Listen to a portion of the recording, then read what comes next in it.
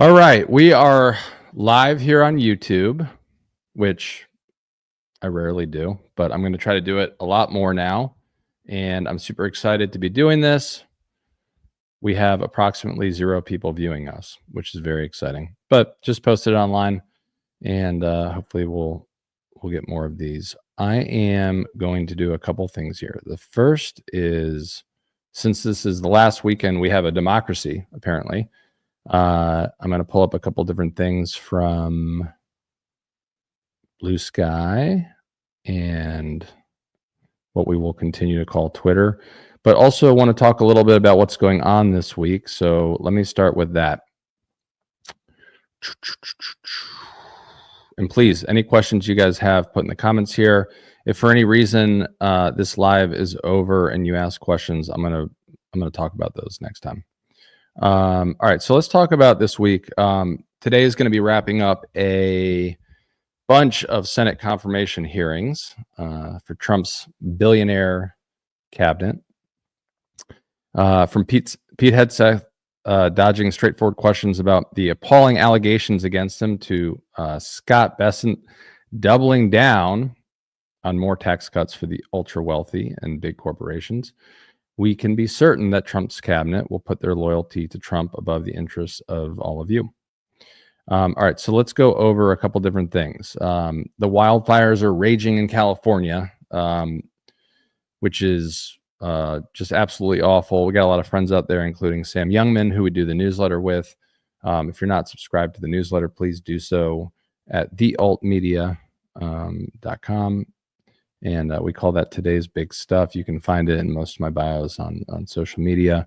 I actually just had a friend who moved out there about, I guess, almost, I don't know, a week and a half, 2 weeks ago. And within like 2 days of moving in, they had to evacuate. It's been really, really tough to see. That was their first time getting out to the West Coast, but they said they would do it all over again if they had the opportunity. So you can tell how much people love it once they get out there, including Kyle, who we've worked with for years, who is here helping out backstage. And I don't think he's ever coming back. Haven't seen him in a long time.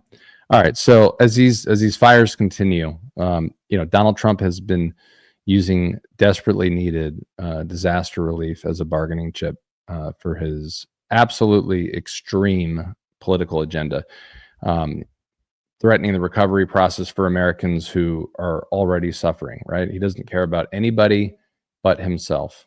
We know that. He actually enjoys people being humiliated, even his own family members, as long as he is not the one that's being humiliated. He's already threatened to rip away billions of dollars in disaster relief.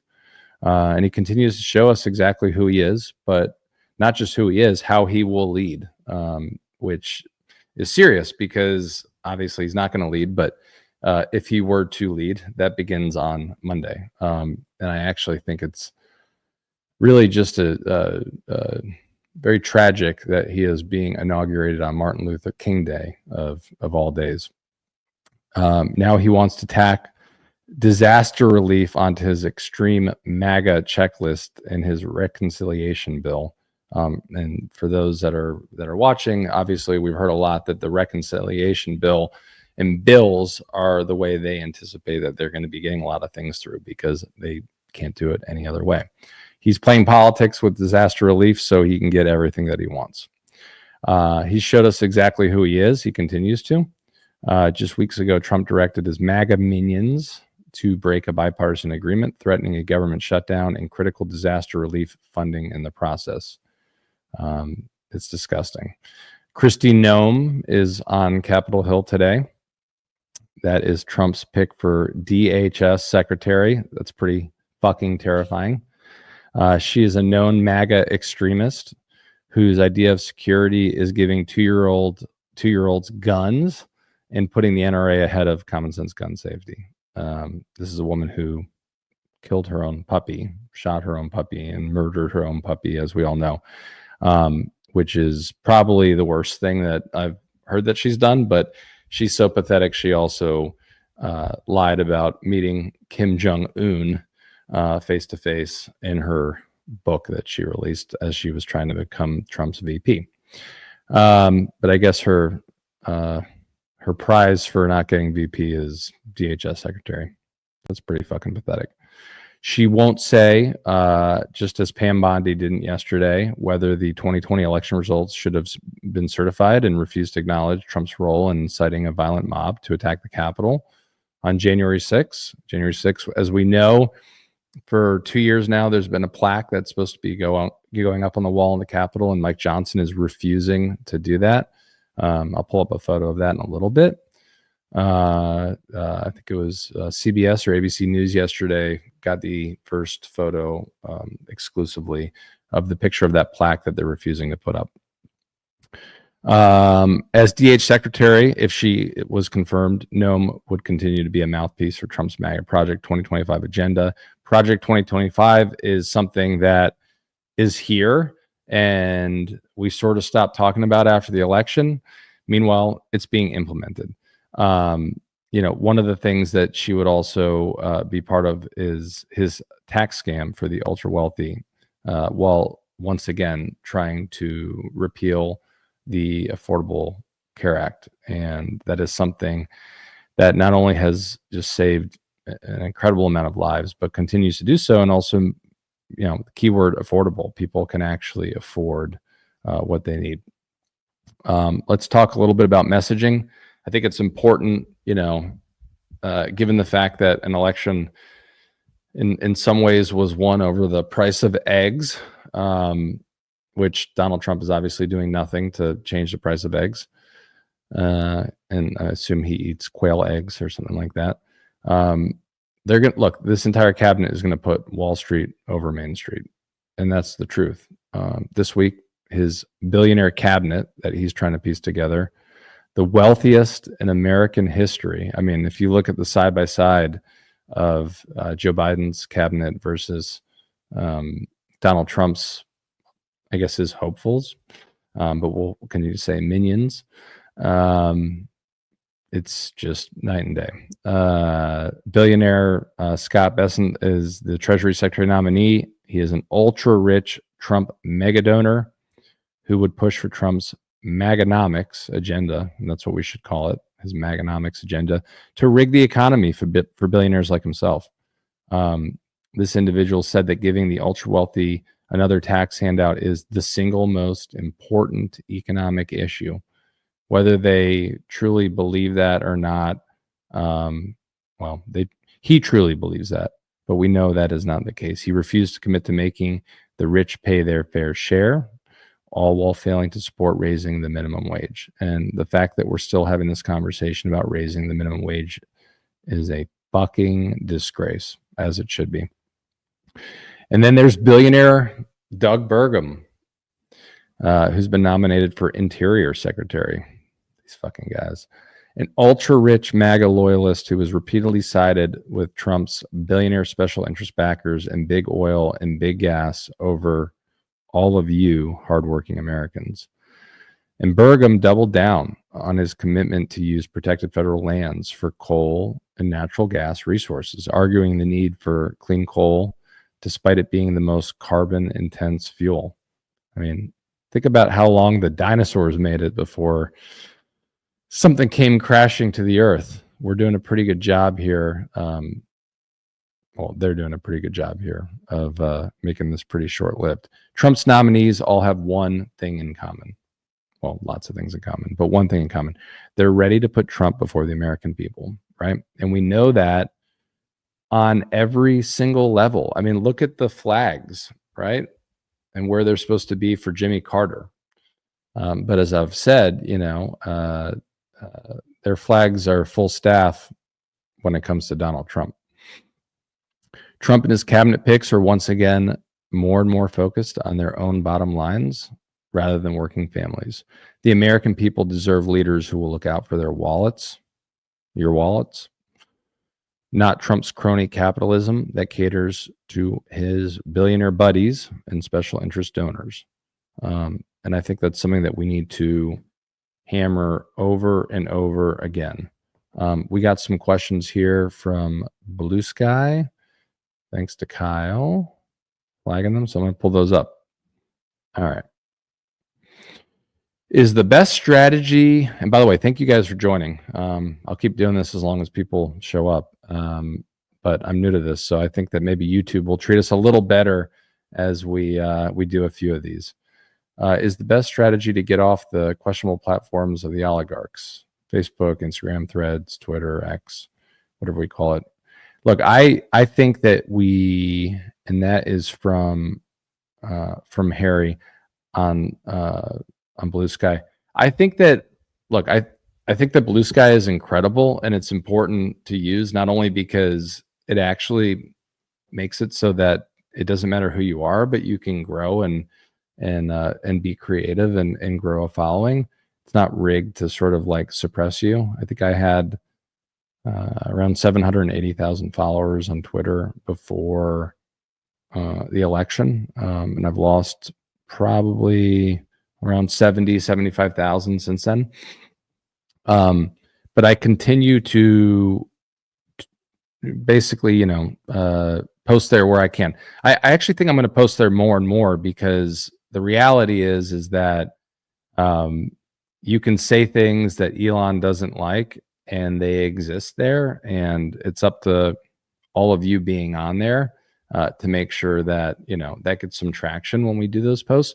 But I would say, like, don't just quit and give up on stuff, right? Don't delete things. Most people don't know this, but like if you leave Twitter, or if you freeze your account or disable your account, after 30 days, it's gone. It's just deleted. You can't get it back. So to some extent, I think it would probably be political malpractice to, be in a position where I've got 700,000 followers and I'm not using that or not utilizing that, or I close the account and after 30 days, it's gone. It's kind of like the old joke with Donald Trump, right? Like, it's too bad that he didn't join LinkedIn as opposed to Twitter at the time. But we should probably talk more about kind of social media in general at some point, because Kyle and I were talking the other day, and I think it was very almost surgically designed, the way that they went in and tried to destroy people who were on Twitter with big accounts, Devin Nunes and others suing people, but ultimately Elon Musk buying it and doing what he did. So that's a good question from Harry. I would say stay on, don't get rid of stuff. And then CC from Blue Sky. So I'm originally from New England. I quote her, when a storm rolls in, we buy bread and milk, even if we don't normally have either in the house. It's a thing. Suggestions for what provisions we'll need to survive in the next 4 years. That's a great question. Probably another passport. Although that's a little extreme.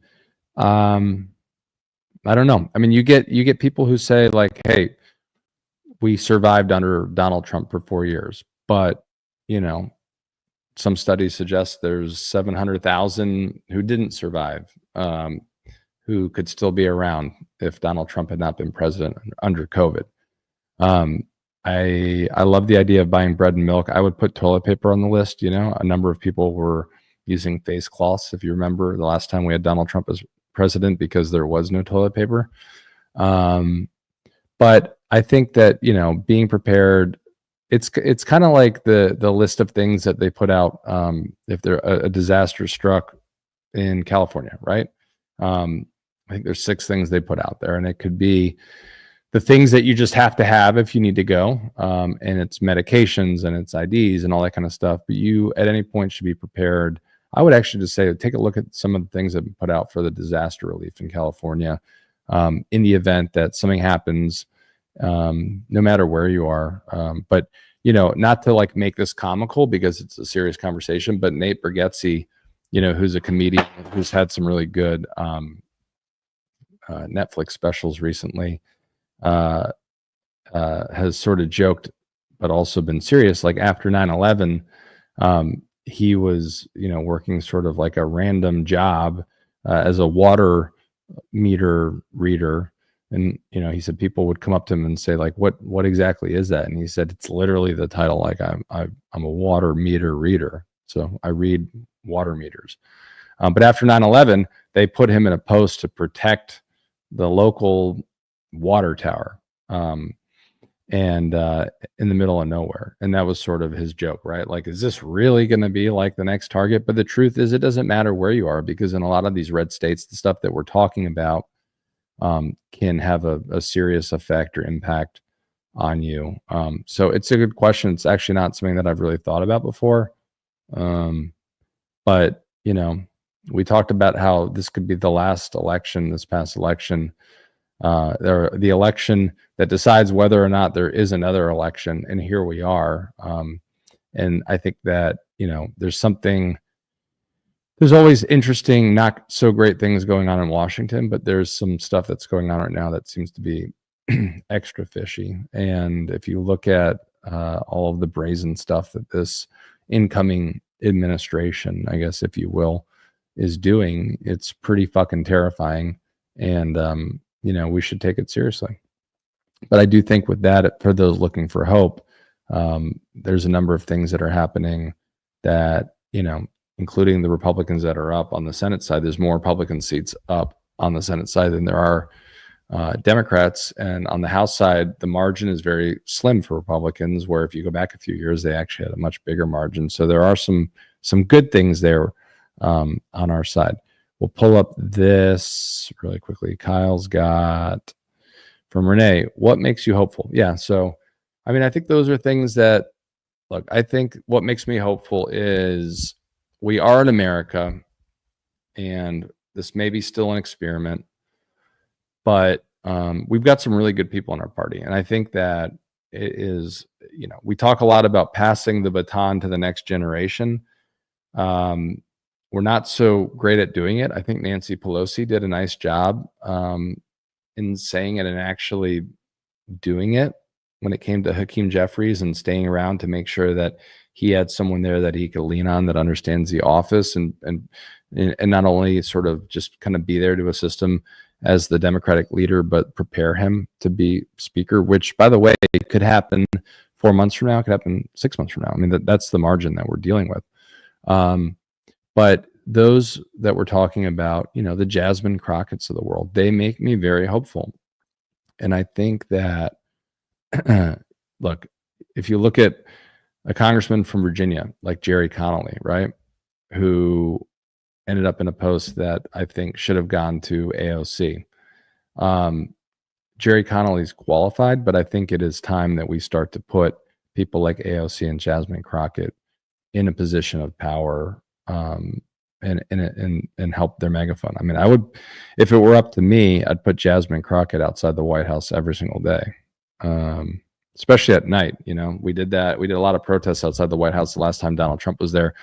We had opera singers, and we had mariachi bands, and we had taco trucks on every corner, which was a lot of fun. And I look, there's something to be said in terms of the theater,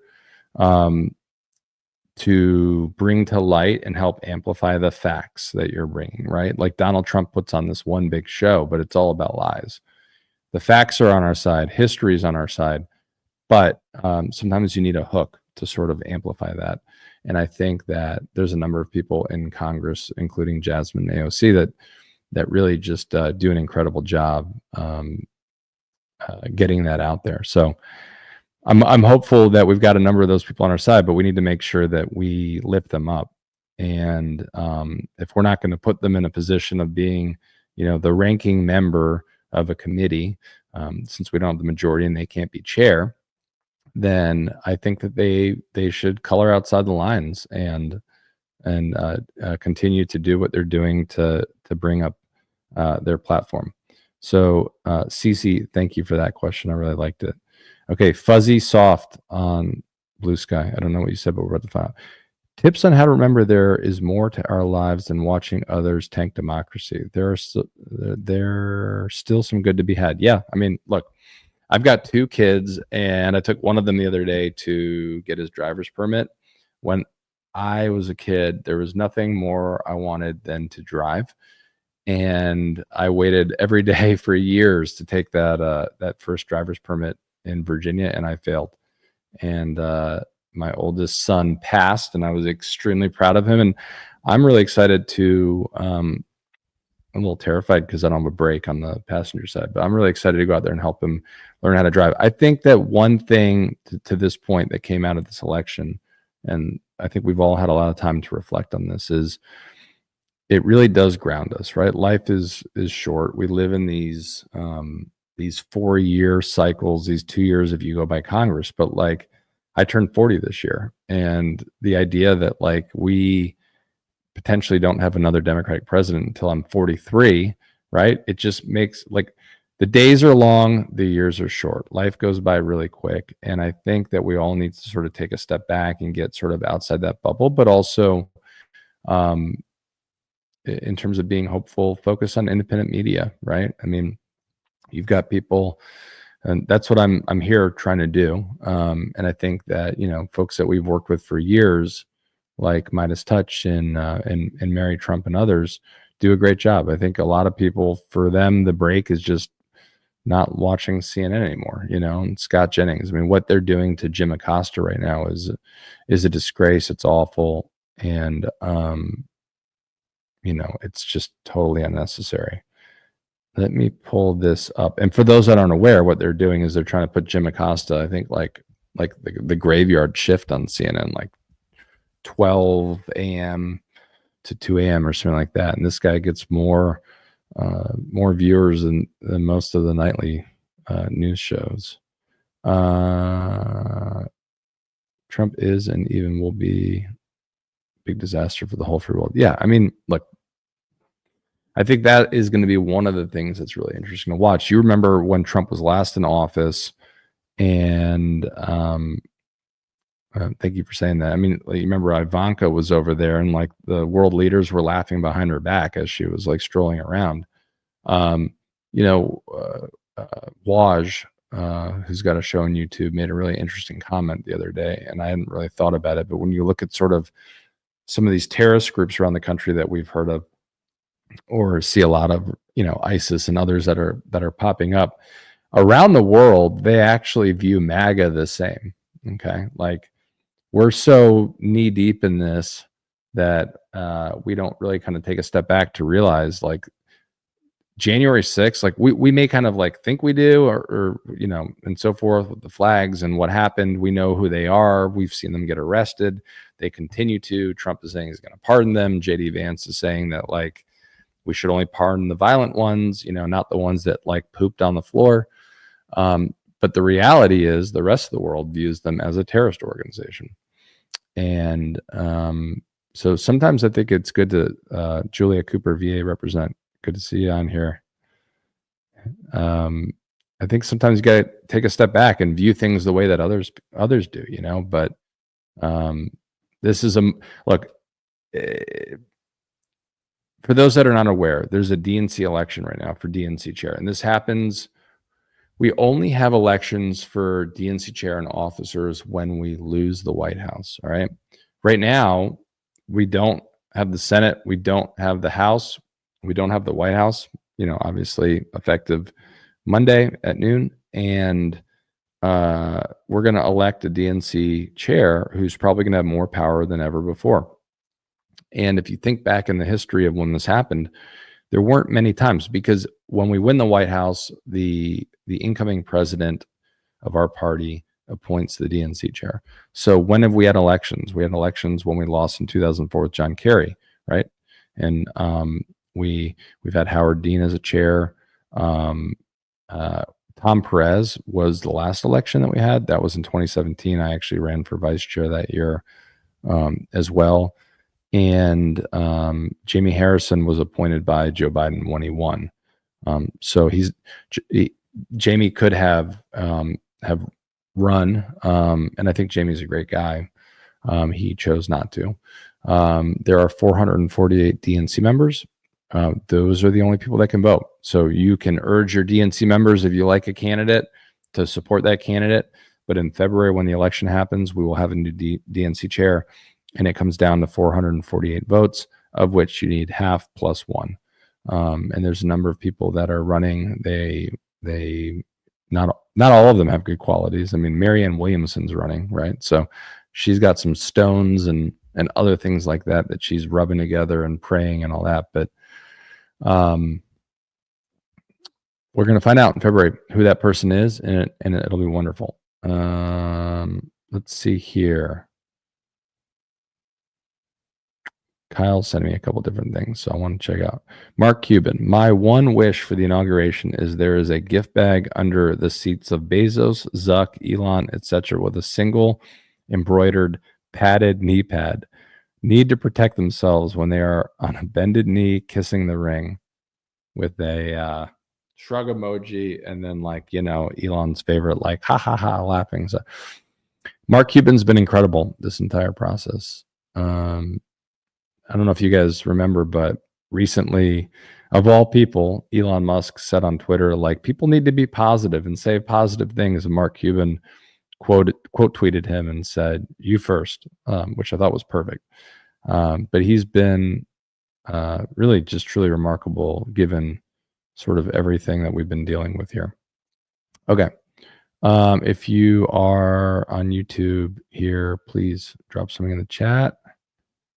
And what I'm going to do in the meantime is there are these hearings that are going on right now with Kristi Noem and others.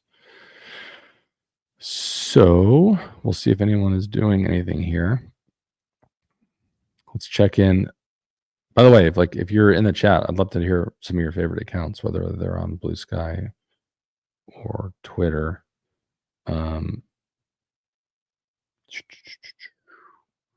Let's check out what ASIN is always just awesome about providing clips and so forth. Okay, so he's got, I'd like to pull up something that's like a slightly longer. He's got something for one of the hearings this morning, so let's see if we'll bring that on the stage. Give me 1 second here. Good to see some familiar people. Okay, so let's bring this on.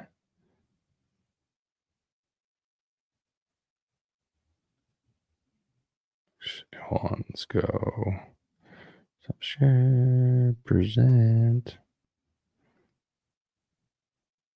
There we go.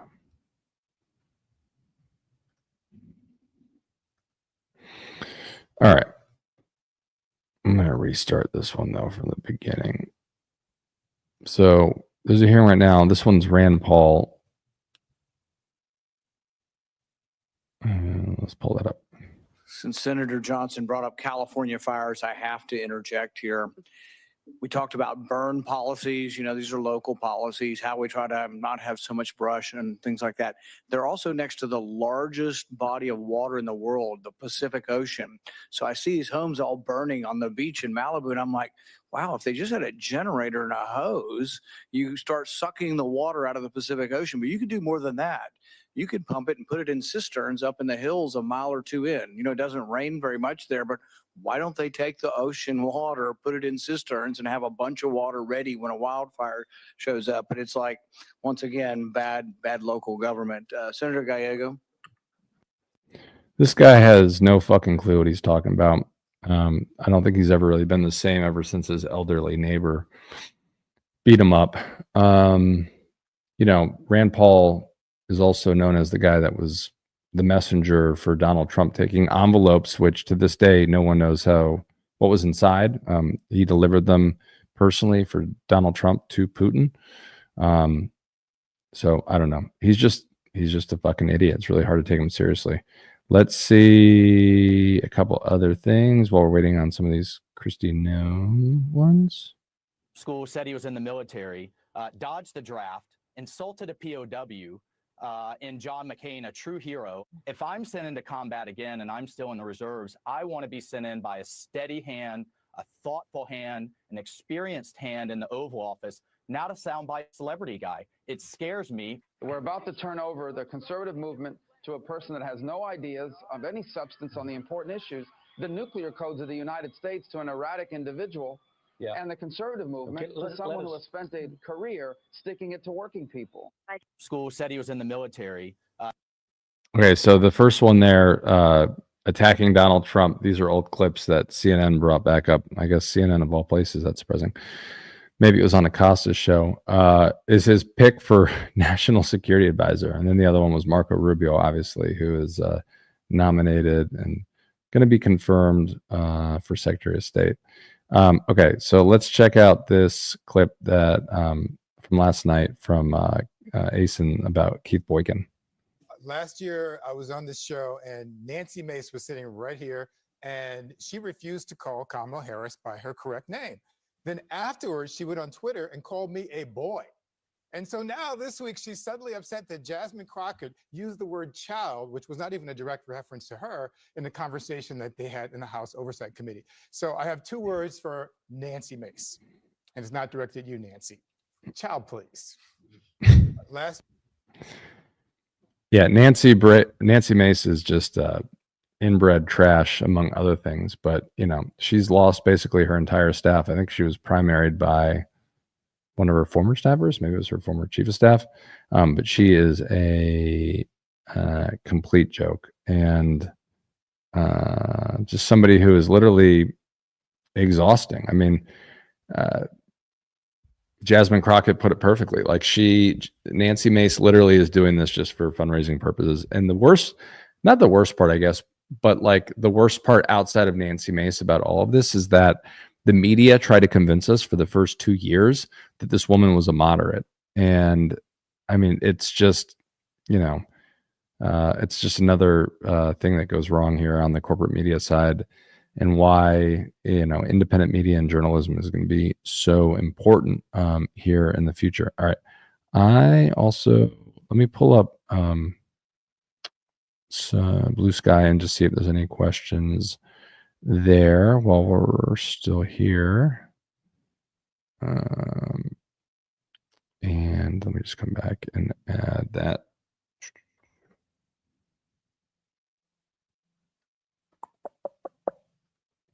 Okay, so let's go through Blue Sky really quickly. I don't really know what this video is of the woman punching. Actually, we'll go to my profile. Okay, so let's see if there's any extra questions that we didn't already go through here. Talk about the ERA. Joe signed off on it, and it's officially the 20th Amendment to the Constitution. Doesn't mean getting much press. Yeah, I mean, you know, this is one of these things that just keeps not getting discussed. I mean, I think Virginia was supposed to be the final state, and we could have helped ratify that. And it just, this is, you know, I don't mean to joke about it because it's a serious topic, but I basically was saying, like, you know, Monday is day one, right? Are Adam and Eve going to be in attendance at the inauguration? I mean, we're starting all over again. These guys all want the technology of 2025, and they want the rules of, you know, 100 years ago. It's such a, I mean, but it also goes to the point too, where are the pardons, right? I'm wearing a hat for Reality Winner, who is somebody, like, I actually have an issue with my dog this week, and we had to get a sample from his paw and send it off to do some tests because of a mass that grew on it. Reality Winner wants to be a veterinarian and can't get a job because she needs a pardon. These are people who Donald Trump will be coming after in the days, weeks, and months ahead. I don't think they're going to wait very long to do so. And I think it is imperative that, you know, Joe Biden gets out there and drops these pardons very quickly. I mean, it's the 17th of January, right? A month ago, we were saying that we were hoping for these any day. So that's a good point there. Thanks for being here. We need voices like you. I appreciate that. Run for DNC chair. I'm still considering running for vice chair of the DNC. I have until January 25th to make that decision and get signatures in. So that is something that I need to figure out. I actually fell down the steps like 7 or 8 weeks ago and broke a rib. It was the first time I ever broke any bone. So that sort of kind of delayed stuff, but I appreciate that comment. That is very kind. Are you anxious about the next 4 years? I think my anxiety in general is just sort of way down. I mean, I have tried to keep my expectations very low ever since Robert Mueller and the Mueller report.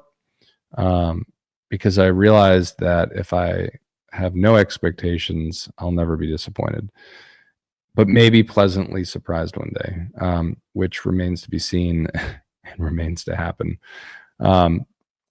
But yeah, I think that this is extremely anxiety inducing for many people. I mean, Donald Trump put me in his court documents that he filed against Fani Willis. Devin Nunes subpoenaed me. That case is out. A judge threw it out just a month ago, actually, and said it was over. Devin Nunes withdrew his subpoena maybe a year or two ago. I don't even know how long. That was the cow case, for those that might remember. And yeah, so I think, look, everyone has a reason to be anxious, but we can't let it dictate our lives and our day to day. But with that said, like, a number of us who have, any family, friends, or neighbors who have supported this guy, I mean, just cut those people out of your life. You don't need them. Tips on how to remember there is more to our lives than watching. Yeah, we talked about that a little earlier. I mean, I'm watching The Diplomat right now. I really like that. I'm also watching The Ultimatum and Traitors. I love my reality shows because I've already finished Selling Sunset. But I think that, like we were talking the other day on Mary Trump's show about the Apprentice, and she doesn't necessarily think a lot of things in that are accurate. However, I do think just with Roy Cohn and the story that it tells, it's worth taking a look at and sort of seeing. Okay, a couple more things. Thank you, Kyle, for flagging some stuff for me.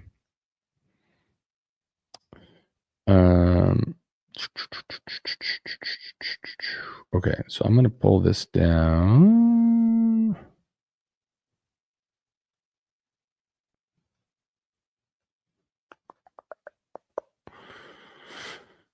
Let's do that. We'll get rid of that for a second. All right, so I'm just going to read a few of these, although maybe I can figure it out. I'll put them up later. Okay, so there's a post here, and what is this tied to? Scroll down. But okay, the ERA. Okay, so yeah, so for that question on the ERA, so Susan Rinkunas says, so this is pure bullshit. A senior Biden administration official speaking on the condition of anonymity to discuss the White House plan said Biden was not directing the archivist to certify the amendment, sidestepping what could have become a legal battle over the separation of powers. I mean, it's just unfucking believable. We're still having this conversation. And there's a number of people that I know that voted for Donald Trump and, are probably going to be soon to be parents, in the coming years. And like, how do you vote for Donald Trump and tell your daughter or your future daughter that you voted for Donald Trump? I mean, it's just a disgrace. And these are people that just, we don't need around this. Here's another one. Okay, Southpaw, who's awesome. If you just look up Southpaw with the little puppy lab, if you don't follow him. On the Friday before he leaves office, Biden says, in his opinion, the ERA is now effective as the 28th Amendment to the Constitution, while his staff tells reporters that the White House won't direct the National Archivist to change its years-old decision that it is not. So I don't know why we're playing these fucking games. And when we say staff says, right, we're not seeing names attached to these staff members. It's long overdue. And frankly, I'm always happy to be the first to admit that women are really good at their jobs, right? Minus like a Kristi Noem and a Pam Bondi. They are more qualified than many of the men in the positions that these men are in. I wouldn't be surprised under a Trump administration if the national monument, right, turns into a cross like we've seen in a prominent TV show. All right, Tim Walls has got a post. Let's see what he's got. He's got a little side emoji. There's no such thing as bad weather, just bad clothing. Okay, cool. So Tim Walls has got a picture up of him. Let me share the screen because it's kind of a really fun one that Kyle found there. Is that on? Let me just see. Is the Tim Walz one on? Oh, it is. Okay, cool. All right, we'll pull that up. Let's see. Share. Okay, so let's find.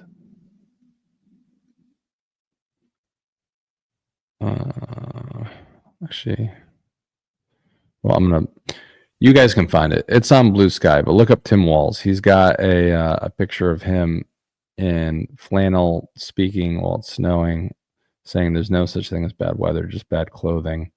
So some good humiliation from himself while also trolling Donald Trump. Can't ask much for that. I really think that like America did not deserve Tim and Gwen Walz.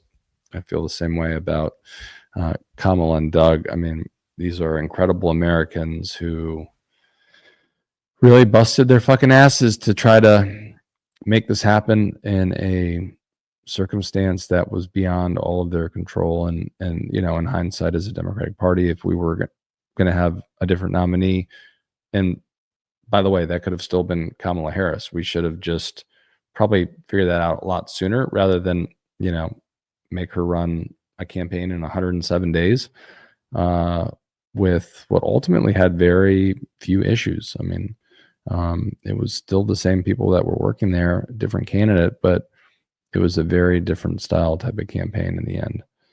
And then I'll end on this because I got to read at my son's daycare today, mystery reader.